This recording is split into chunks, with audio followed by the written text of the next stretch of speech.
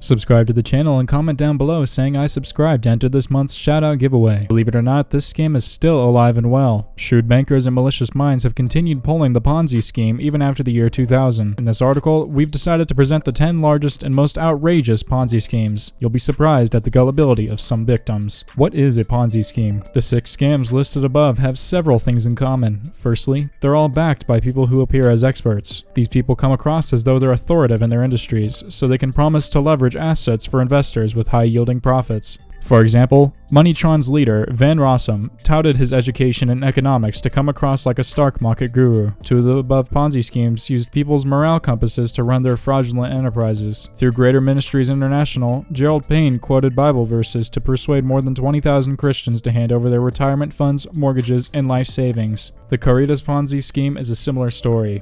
Lone Stoica attracted investors to the scheme by promising struggling people would be able to afford essential household appliances and amenities. Number 1. Peter Lombardi, $1 billion. With Lombardi, we are officially entering the 1 billion club on this Ponzi scheme list. His scam was perhaps the most malicious because victims were HIV patients. Lombardi founded the mutual benefits company and asked people to invest.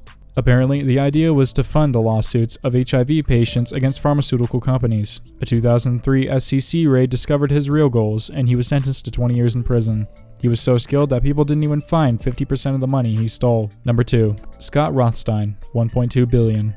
This particular Ponzi scheme is the most famous because it's the largest lawyer-orchestrated scam ever. Once a respected lawyer from Florida, Rothstein developed an elaborate Ponzi scheme, spanning many years. By attracting several thousands of investors, he funded his lavish lifestyle, which ended up blowing his cover. For his shameful activities, Scott is currently serving a 50-year prison sentence. The government estimates that he stole much more than $1.2 billion, but nothing has been confirmed yet. Number 3. Tom Peters, $3.65 billion. Tom was a dangerous scammer because he was so immensely connected in multiple industries. He owned several wholesale companies as well as being the CEO of his Peters Group worldwide. Everyone that knew him thought of him as a good and kind man, but his green ended up being his demise. The SEC and FBI got suspicious when his lucrative purchases didn't stop. If it weren't for his VP, Deanna Coleman, nobody would have found a thing. For his malicious acts, Peters is looking to spend the rest of his life in prison. Number 4. Alan Stanford, $7 billion. This one sounds like a story from a cartoon, but it actually isn't. Alan had the brilliant idea of introducing himself as the heir of Leland Stanford, the founder of Stanford University in Florida. By doing so, he charmed and impressed people. Shortly after, he would funnel their money to his own banks in Antigua and other exotic locations. He even paid off numerous politicians to cover up his deeds. The feds showed no mercy for this $7 billion theft and handed him a 110-year sentence. Number 5. Bernard Madoff, $65 billion.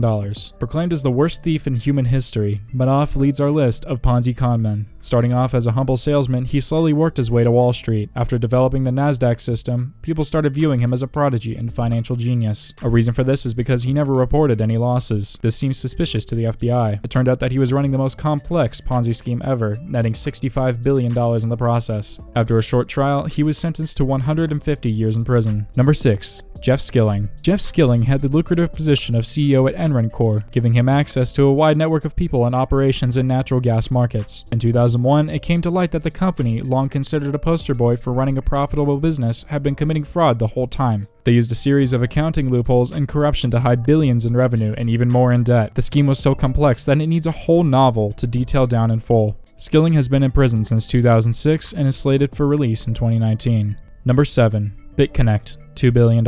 Hey, hey, hey.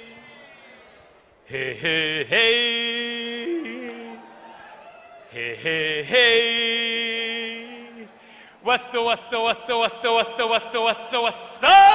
BitConnect? Hey, everybody. My name is Carlos Matos, and I am coming from New York City, New York. Let me tell you guys that I am so excited. I am so happy.